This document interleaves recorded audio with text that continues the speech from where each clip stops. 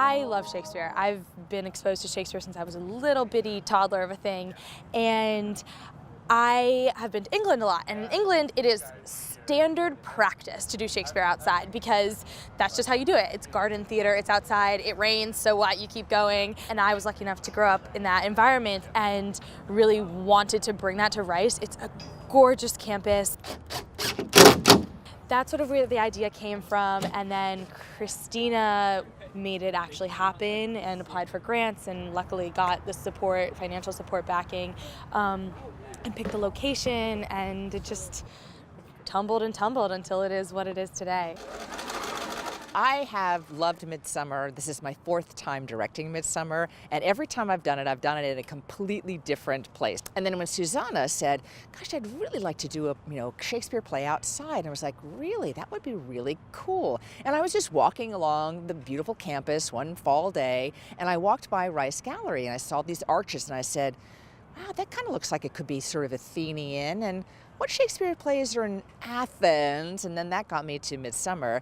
And then I wandered over to this tree and thought, this is just too perfect. I would love to have usually the architecture of what we have on Rice's campus as part of the whole idea for the play. And so that was the core. It's definitely a good hands-on experience. Like Rice Theater lets you jump in right away. Shakespeare tends to bring in a lot of people and a lot of audience members into the theater. And so combining that with doing a show outdoors, we think that's especially going to bring a lot of people in. So we had to bring in a generator. We had to bring in lighting positions, so we had to attach a lot of booms, put them up out behind the audience. And just from a technical standpoint, it's been a lot of just setting up and tearing down. And, we put it up for a night, we see how it looks, we see what's going on, and then we have to tear it down and hope it fits the next night.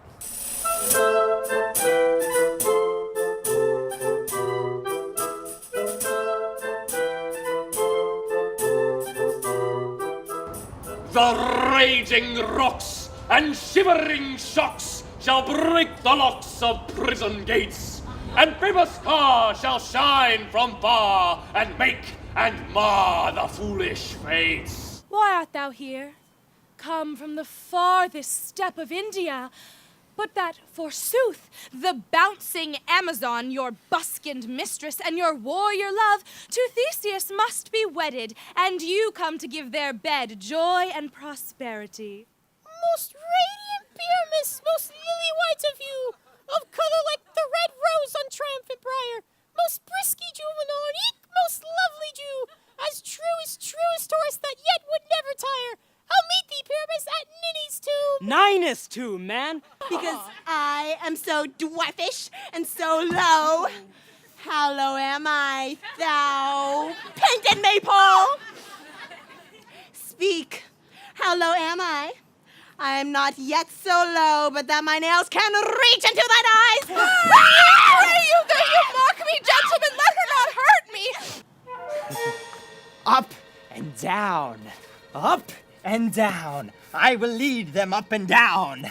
I am feared in field and town. Goblin, lead them up and down. Here comes one.